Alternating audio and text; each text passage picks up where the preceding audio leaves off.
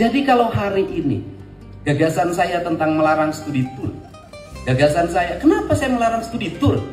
Kepala sekolahnya bego, gak belajar, gak kuliah. Studi tour yang terbaik adalah Isra Mi'raj.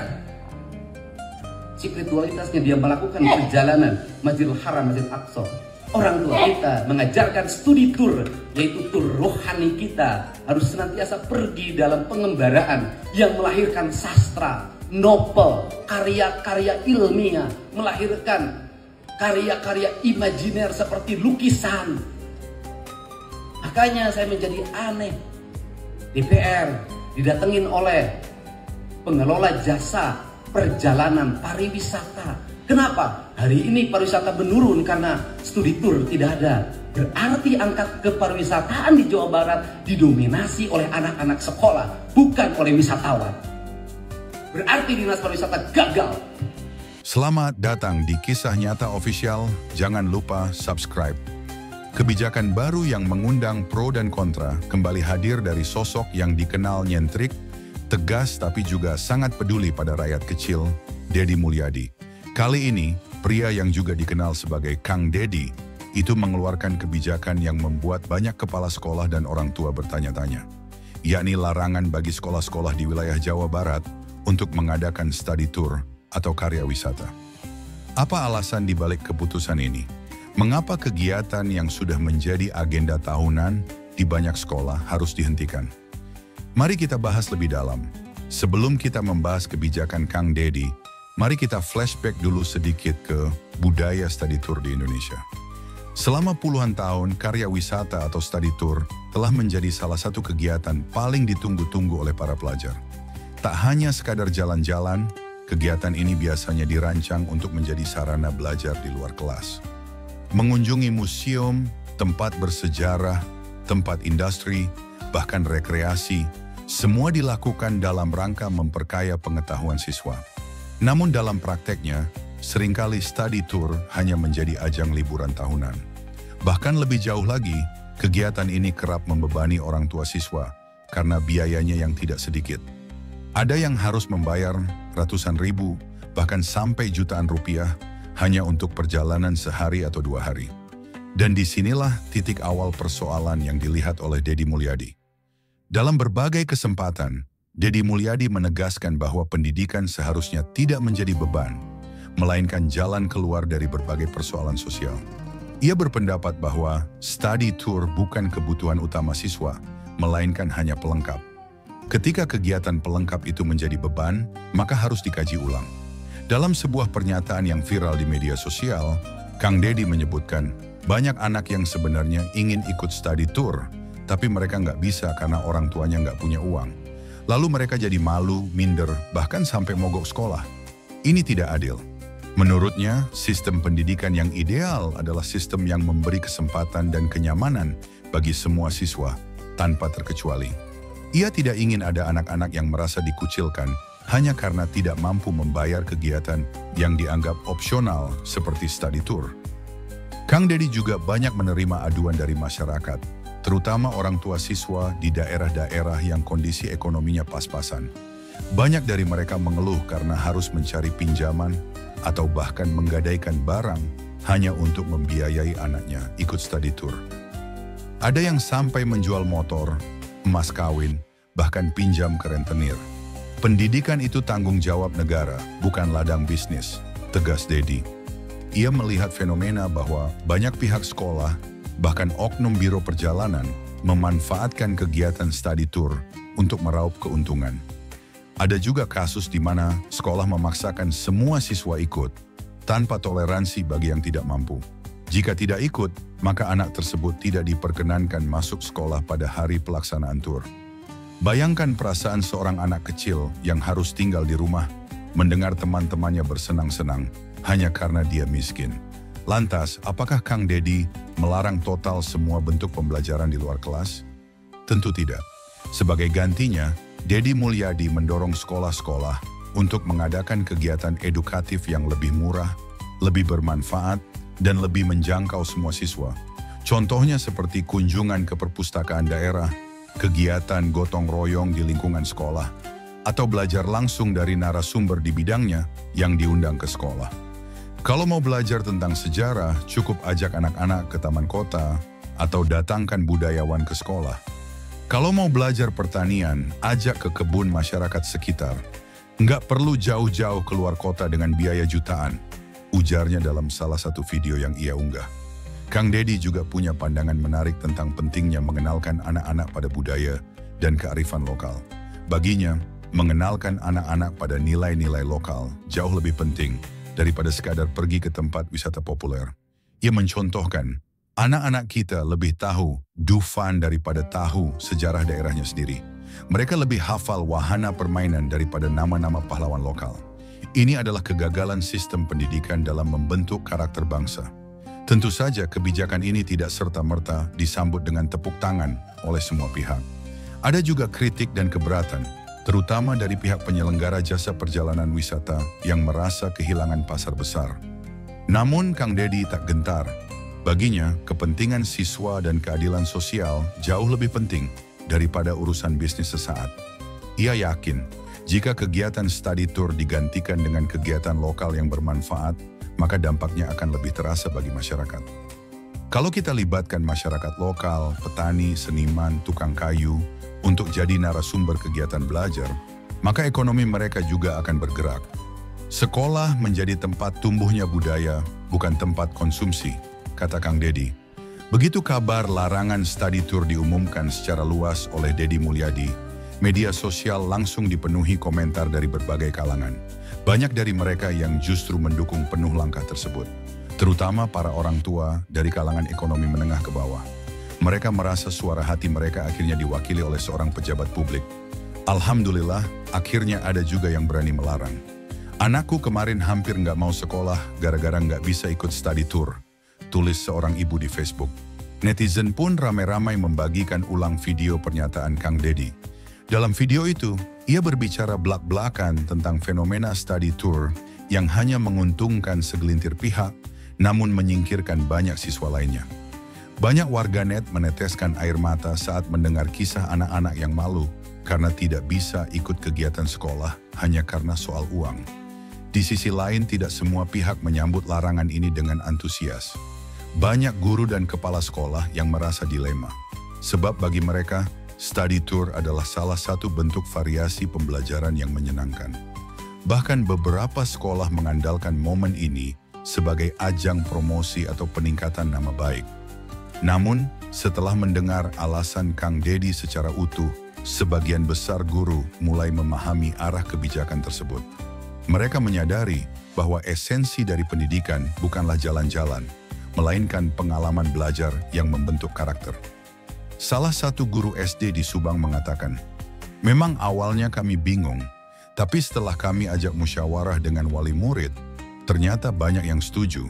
Akhirnya kita bikin kegiatan edukatif di desa sekitar. Anak-anak tetap senang kok." Sebuah survei kecil-kecilan yang dilakukan oleh media lokal menunjukkan bahwa lebih dari 70% orang tua mendukung larangan study tour yang memberatkan. Bahkan, 60% dari responden menyatakan mereka pernah mengalami kesulitan ekonomi saat diminta membayar biaya kegiatan sekolah yang tidak wajib. Menariknya, sebagian responden juga menyatakan harapannya agar kebijakan seperti ini tidak hanya diterapkan di Jawa Barat, tapi juga di seluruh Indonesia. Namun, tentu saja tak semua pihak senang. Industri pariwisata, terutama Biro Perjalanan Wisata Pendidikan, merasa cukup terpukul. Mereka mengaku kehilangan salah satu pasar besar dari sekolah-sekolah. Beberapa pengusaha biro wisata bahkan menyebut kebijakan ini sebagai terlalu gegabah. Mereka berharap ada solusi win-win yang tidak serta-merta mematikan usaha mereka. Namun Deddy Mulyadi tetap pada pendiriannya. "Saya bukan anti wisata, tapi wisata harus mendidik dan harus adil. Jangan sampai ada anak yang minder hanya karena dia miskin." Kabar baiknya, dari kebijakan ini lahir banyak inovasi. Beberapa sekolah justru jadi lebih kreatif. Mereka mengembangkan kegiatan luar kelas yang berbasis lokal dan kolaboratif. Misalnya, mengadakan workshop kerajinan dengan pengrajin lokal. Belajar bertani langsung di lahan warga, mengunjungi tempat usaha mikro di sekitar sekolah. Bahkan ada sekolah yang mengadakan live-in atau program tinggal bersama warga desa selama sehari untuk belajar hidup sederhana. Kegiatan-kegiatan ini terbukti lebih bermakna dan membentuk karakter anak. Anak-anak pun ternyata tidak terlalu kecewa. Banyak yang justru lebih senang karena kegiatan sekolah jadi lebih inklusif. Dulu aku nggak bisa ikut study tour, sekarang bisa ikut semua kegiatan karena gratis, ujar seorang siswa SMP di Purwakarta. Orang tua juga merasa lebih lega. Mereka tidak lagi khawatir harus mencari pinjaman setiap akhir semester. Sekarang nih nggak ada beban, anak tetap belajar, malah lebih semangat, ucap seorang bapak di Kuningan.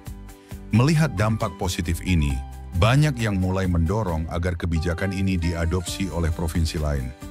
Beberapa anggota DPRD dari daerah lain pun mulai melirik kebijakan ini sebagai contoh reformasi pendidikan berbasis keadilan sosial. Tentu ini tidak mudah. Setiap daerah punya tantangan masing-masing. Tapi semangat yang dibawa oleh Kang Dedi bisa menjadi pemicu perubahan sistem pendidikan yang lebih peduli pada kondisi ekonomi keluarga siswa. Di balik larangan itu, tersimpan pesan penting. Pendidikan harus merangkul semua, bukan hanya yang mampu. Tidak boleh ada anak yang merasa dikucilkan karena tidak bisa membayar. Kebijakan ini bukan soal melarang jalan-jalan, tapi tentang memanusiakan manusia sejak dini. Dalam banyak pidatonya, Dedi Mulyadi menekankan pentingnya sense of belonging dalam pendidikan. Anak-anak harus merasa diterima, dihargai, dan setara. Disinilah letak nilai pendidikan sejati. Kalau kamu punya pendapat tentang hal ini, langsung aja tulis di kolom komentar. Apakah kamu setuju atau punya alternatif ide? Yuk berdiskusi dengan sehat. Jangan lupa like video ini, share ke orang tua, guru, dan teman-temanmu, serta subscribe channel ini.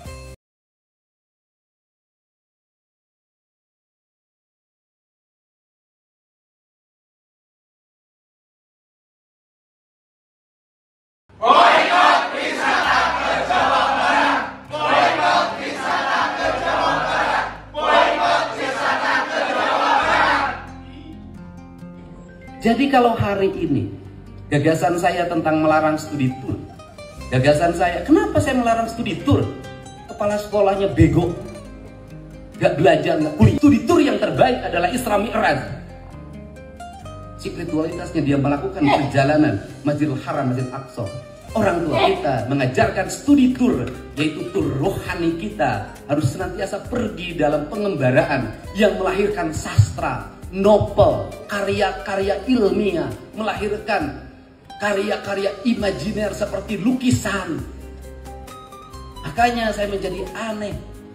DPR didatengin oleh pengelola jasa perjalanan pariwisata. Kenapa? Hari ini pariwisata menurun karena studi tour tidak ada. Berarti angka kepariwisataan di Jawa Barat didominasi oleh anak-anak sekolah, bukan oleh wisatawan.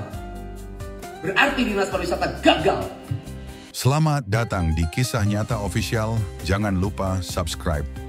Kebijakan baru yang mengundang pro dan kontra kembali hadir dari sosok yang dikenal nyentrik, tegas tapi juga sangat peduli pada rakyat kecil, Dedi Mulyadi. Kali ini, pria yang juga dikenal sebagai Kang Dedi, itu mengeluarkan kebijakan yang membuat banyak kepala sekolah dan orang tua bertanya-tanya, yakni larangan bagi sekolah-sekolah di wilayah Jawa Barat untuk mengadakan study tour atau karya wisata. Apa alasan dibalik keputusan ini?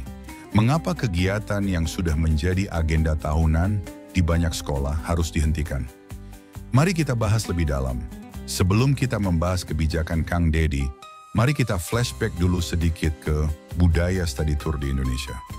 Selama puluhan tahun, karya wisata atau study tour telah menjadi salah satu kegiatan paling ditunggu-tunggu oleh para pelajar. Tak hanya sekadar jalan-jalan, kegiatan ini biasanya dirancang untuk menjadi sarana belajar di luar kelas. Mengunjungi museum, tempat bersejarah, tempat industri, bahkan rekreasi, semua dilakukan dalam rangka memperkaya pengetahuan siswa. Namun dalam prakteknya, seringkali study tour hanya menjadi ajang liburan tahunan. Bahkan lebih jauh lagi, kegiatan ini kerap membebani orang tua siswa karena biayanya yang tidak sedikit. Ada yang harus membayar ratusan ribu, bahkan sampai jutaan rupiah hanya untuk perjalanan sehari atau 2 hari. Dan disinilah titik awal persoalan yang dilihat oleh Deddy Mulyadi. Dalam berbagai kesempatan, Deddy Mulyadi menegaskan bahwa pendidikan seharusnya tidak menjadi beban, melainkan jalan keluar dari berbagai persoalan sosial. Ia berpendapat bahwa study tour bukan kebutuhan utama siswa, melainkan hanya pelengkap. Ketika kegiatan pelengkap itu menjadi beban, maka harus dikaji ulang. Dalam sebuah pernyataan yang viral di media sosial, Kang Deddy menyebutkan, banyak anak yang sebenarnya ingin ikut study tour, tapi mereka nggak bisa karena orang tuanya nggak punya uang. Lalu mereka jadi malu, minder, bahkan sampai mogok sekolah. Ini tidak adil. Menurutnya, sistem pendidikan yang ideal adalah sistem yang memberi kesempatan dan kenyamanan bagi semua siswa, tanpa terkecuali. Ia tidak ingin ada anak-anak yang merasa dikucilkan hanya karena tidak mampu membayar kegiatan yang dianggap opsional seperti study tour. Kang Deddy juga banyak menerima aduan dari masyarakat, terutama orang tua siswa di daerah-daerah yang kondisi ekonominya pas-pasan. Banyak dari mereka mengeluh karena harus mencari pinjaman atau bahkan menggadaikan barang hanya untuk membiayai anaknya ikut study tour. Ada yang sampai menjual motor, emas kawin, bahkan pinjam ke rentenir. Pendidikan itu tanggung jawab negara, bukan ladang bisnis, tegas Deddy. Ia melihat fenomena bahwa banyak pihak sekolah, bahkan oknum biro perjalanan, memanfaatkan kegiatan study tour untuk meraup keuntungan. Ada juga kasus di mana sekolah memaksakan semua siswa ikut, tanpa toleransi bagi yang tidak mampu. Jika tidak ikut, maka anak tersebut tidak diperkenankan masuk sekolah pada hari pelaksanaan tur. Bayangkan perasaan seorang anak kecil yang harus tinggal di rumah, mendengar teman-temannya bersenang-senang, hanya karena dia miskin. Lantas, apakah Kang Deddy melarang total semua bentuk pembelajaran di luar kelas? Tentu tidak. Sebagai gantinya, Deddy Mulyadi mendorong sekolah-sekolah untuk mengadakan kegiatan edukatif yang lebih murah, lebih bermanfaat, dan lebih menjangkau semua siswa. Contohnya seperti kunjungan ke perpustakaan daerah, kegiatan gotong royong di lingkungan sekolah, atau belajar langsung dari narasumber di bidangnya yang diundang ke sekolah. Kalau mau belajar tentang sejarah, cukup ajak anak-anak ke taman kota atau datangkan budayawan ke sekolah. Kalau mau belajar pertanian, ajak ke kebun masyarakat sekitar. Nggak perlu jauh-jauh keluar kota dengan biaya jutaan, ujarnya dalam salah satu video yang ia unggah. Kang Deddy juga punya pandangan menarik tentang pentingnya mengenalkan anak-anak pada budaya dan kearifan lokal. Baginya, mengenalkan anak-anak pada nilai-nilai lokal jauh lebih penting daripada sekadar pergi ke tempat wisata populer. Ia mencontohkan, anak-anak kita lebih tahu Dufan daripada tahu sejarah daerahnya sendiri. Mereka lebih hafal wahana permainan daripada nama-nama pahlawan lokal. Ini adalah kegagalan sistem pendidikan dalam membentuk karakter bangsa. Tentu saja kebijakan ini tidak serta-merta disambut dengan tepuk tangan oleh semua pihak. Ada juga kritik dan keberatan, terutama dari pihak penyelenggara jasa perjalanan wisata yang merasa kehilangan pasar besar. Namun Kang Deddy tak gentar. Baginya, kepentingan siswa dan keadilan sosial jauh lebih penting daripada urusan bisnis sesaat. Ia yakin, jika kegiatan study tour digantikan dengan kegiatan lokal yang bermanfaat, maka dampaknya akan lebih terasa bagi masyarakat. Kalau kita libatkan masyarakat lokal, petani, seniman, tukang kayu, untuk jadi narasumber kegiatan belajar, maka ekonomi mereka juga akan bergerak. Sekolah menjadi tempat tumbuhnya budaya, bukan tempat konsumsi, kata Kang Deddy. Begitu kabar larangan study tour diumumkan secara luas oleh Deddy Mulyadi, media sosial langsung dipenuhi komentar dari berbagai kalangan. Banyak dari mereka yang justru mendukung penuh langkah tersebut, terutama para orang tua dari kalangan ekonomi menengah ke bawah. Mereka merasa suara hati mereka akhirnya diwakili oleh seorang pejabat publik. Alhamdulillah, akhirnya ada juga yang berani melarang. Anakku kemarin hampir nggak mau sekolah gara-gara nggak bisa ikut study tour, tulis seorang ibu di Facebook. Netizen pun ramai-ramai membagikan ulang video pernyataan Kang Deddy. Dalam video itu, ia berbicara belak-belakan tentang fenomena study tour yang hanya menguntungkan segelintir pihak, namun menyingkirkan banyak siswa lainnya. Banyak warganet meneteskan air mata saat mendengar kisah anak-anak yang malu karena tidak bisa ikut kegiatan sekolah hanya karena soal uang. Di sisi lain, tidak semua pihak menyambut larangan ini dengan antusias. Banyak guru dan kepala sekolah yang merasa dilema. Sebab bagi mereka, study tour adalah salah satu bentuk variasi pembelajaran yang menyenangkan. Bahkan beberapa sekolah mengandalkan momen ini sebagai ajang promosi atau peningkatan nama baik. Namun, setelah mendengar alasan Kang Dedi secara utuh, sebagian besar guru mulai memahami arah kebijakan tersebut. Mereka menyadari bahwa esensi dari pendidikan bukanlah jalan-jalan, melainkan pengalaman belajar yang membentuk karakter. Salah satu guru SD di Subang mengatakan, "Memang awalnya kami bingung, tapi setelah kami ajak musyawarah dengan wali murid, ternyata banyak yang setuju. Akhirnya kita bikin kegiatan edukatif di desa sekitar. Anak-anak tetap senang kok." Sebuah survei kecil-kecilan yang dilakukan oleh media lokal menunjukkan bahwa lebih dari 70% orang tua mendukung larangan study tour yang memberatkan. Bahkan, 60% dari responden menyatakan mereka pernah mengalami kesulitan ekonomi saat diminta membayar biaya kegiatan sekolah yang tidak wajib. Menariknya, sebagian responden juga menyatakan harapannya agar kebijakan seperti ini tidak hanya diterapkan di Jawa Barat, tapi juga di seluruh Indonesia. Namun, tentu saja tak semua pihak senang. Industri pariwisata, terutama Biro Perjalanan Wisata Pendidikan, merasa cukup terpukul. Mereka mengaku kehilangan salah satu pasar besar dari sekolah-sekolah. Beberapa pengusaha biro wisata bahkan menyebut kebijakan ini sebagai terlalu gegabah. Mereka berharap ada solusi win-win yang tidak serta-merta mematikan usaha mereka. Namun Dedi Mulyadi tetap pada pendiriannya. "Saya bukan anti wisata, tapi wisata harus mendidik dan harus adil. Jangan sampai ada anak yang minder hanya karena dia miskin." Kabar baiknya, dari kebijakan ini lahir banyak inovasi. Beberapa sekolah justru jadi lebih kreatif. Mereka mengembangkan kegiatan luar kelas yang berbasis lokal dan kolaboratif. Misalnya, mengadakan workshop kerajinan dengan pengrajin lokal. Belajar bertani langsung di lahan warga, mengunjungi tempat usaha mikro di sekitar sekolah. Bahkan ada sekolah yang mengadakan live-in atau program tinggal bersama warga desa selama sehari untuk belajar hidup sederhana. Kegiatan-kegiatan ini terbukti lebih bermakna dan membentuk karakter anak. Anak-anak pun ternyata tidak terlalu kecewa. Banyak yang justru lebih senang karena kegiatan sekolah jadi lebih inklusif. "Dulu aku nggak bisa ikut study tour, sekarang bisa ikut semua kegiatan karena gratis," ujar seorang siswa SMP di Purwakarta. Orang tua juga merasa lebih lega. Mereka tidak lagi khawatir harus mencari pinjaman setiap akhir semester. "Sekarang nih nggak ada beban. Anak tetap belajar, malah lebih semangat," ucap seorang bapak di Kuningan. Melihat dampak positif ini, banyak yang mulai mendorong agar kebijakan ini diadopsi oleh provinsi lain. Beberapa anggota DPRD dari daerah lain pun mulai melirik kebijakan ini sebagai contoh reformasi pendidikan berbasis keadilan sosial. Tentu ini tidak mudah.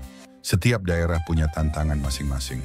Tapi semangat yang dibawa oleh Kang Dedi bisa menjadi pemicu perubahan sistem pendidikan yang lebih peduli pada kondisi ekonomi keluarga siswa. Di balik larangan itu, tersimpan pesan penting. Pendidikan harus merangkul semua, bukan hanya yang mampu. Tidak boleh ada anak yang merasa dikucilkan karena tidak bisa membayar. Kebijakan ini bukan soal melarang jalan-jalan, tapi tentang memanusiakan manusia sejak dini. Dalam banyak pidatonya, Dedi Mulyadi menekankan pentingnya sense of belonging dalam pendidikan. Anak-anak harus merasa diterima, dihargai, dan setara. Disinilah letak nilai pendidikan sejati. Kalau kamu punya pendapat tentang hal ini, langsung aja tulis di kolom komentar. Apakah kamu setuju atau punya alternatif ide? Yuk berdiskusi dengan sehat. Jangan lupa like video ini, share ke orang tua, guru, dan teman-temanmu, serta subscribe channel ini.